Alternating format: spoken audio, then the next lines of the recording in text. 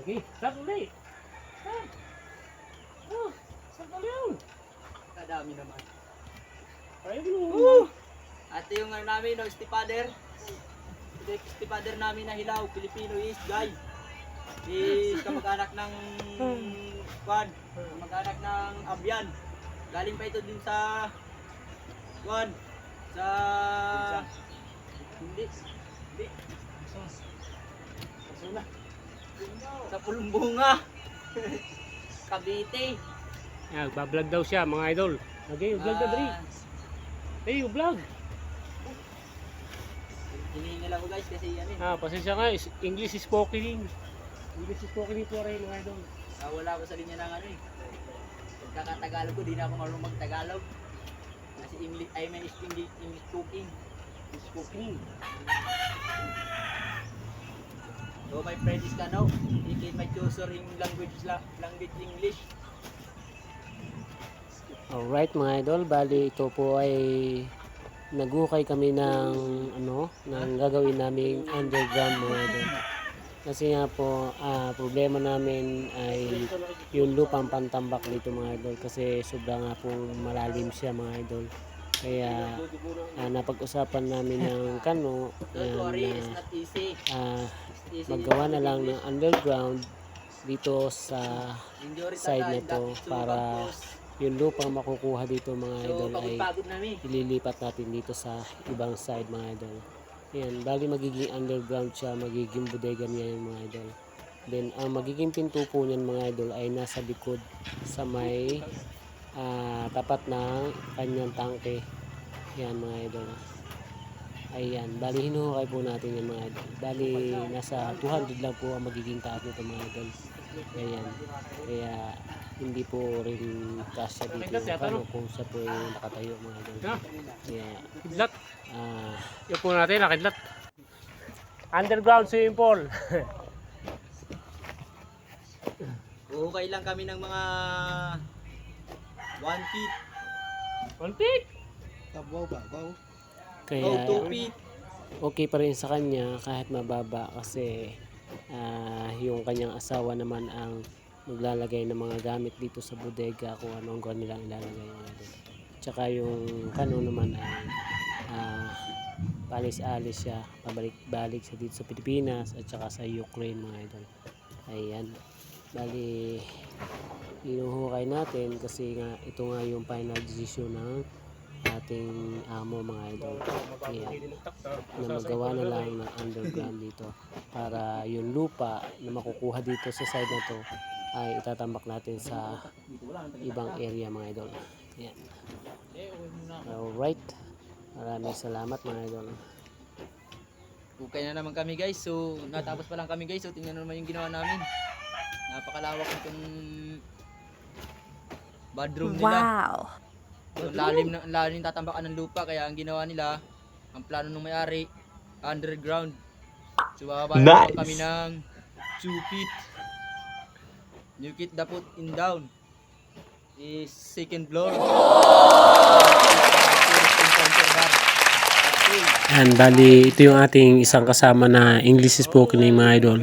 Yan, gusto rin niya siguro mag-vlog. Yan, parang natutuwa siya mag-vlog mga idol. Yan, komedyante kasi ang batang ito mga idol. Kaya hinahayaan ko siyang mag-vlog diyan para naman lingaw-lingaw din mga idol. Yan. Bali, may banding naman kami kapag nagtatrabaho para hindi namin masyadong ramdam ang pagod.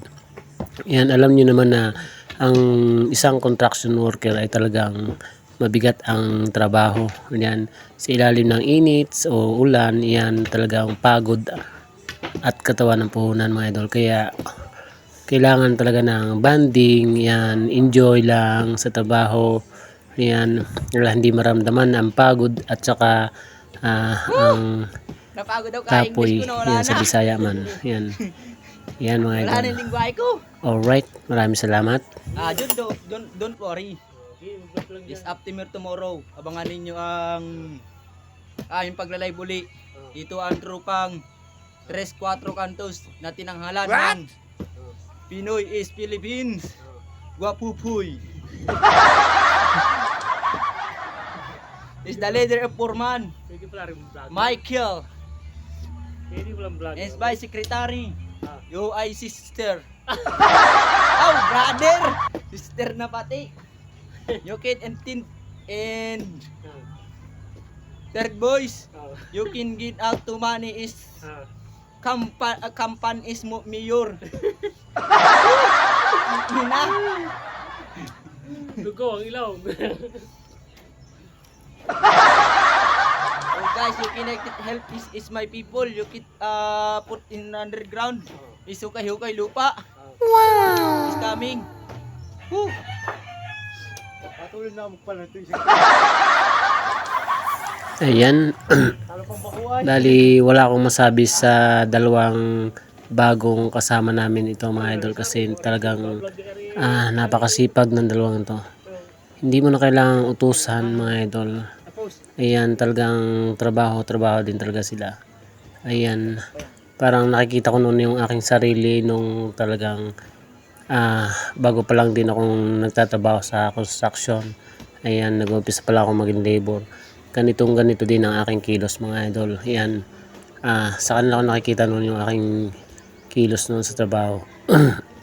Kaya napaproud ako sa dalawang to kasi talagang masipag talaga sila. Ayan, kahit ikaw ay walang pinag-aralan, basta seryoso ka sa iyong trabaho, yan, malilearn ka mga idol. Yan, hanggang sa marami kang skilled na malaman yan, then yun ang magiging sandata mo upang maitaguyod mo ang iyong pamilya. Yan, hindi batayan o kawalan ng pag-asa kung hindi ka nakatapos ng pag-aaral, lalo na sa kolehiyo mga idol. Kasi dito sa mundo natin, ayan, ang construction worker ay talagang demand sa mga tao kasi need nila ang gagawa ng kanilang bahay. Siyempre kailangan din nila yung masipag, maayos gumawa. Yan mga idol. Yan, kaya kung talagang desidido ka na matuto, yan, kaya mo. Kayang-kaya mo.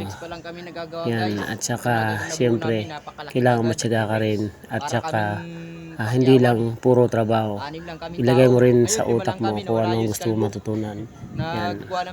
Yan, pagdating ng araw yan, mapapakinabangan mo yan.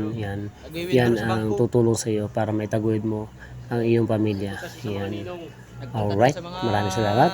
Kanilang mga ninong na politiko. Ninong yung politiko.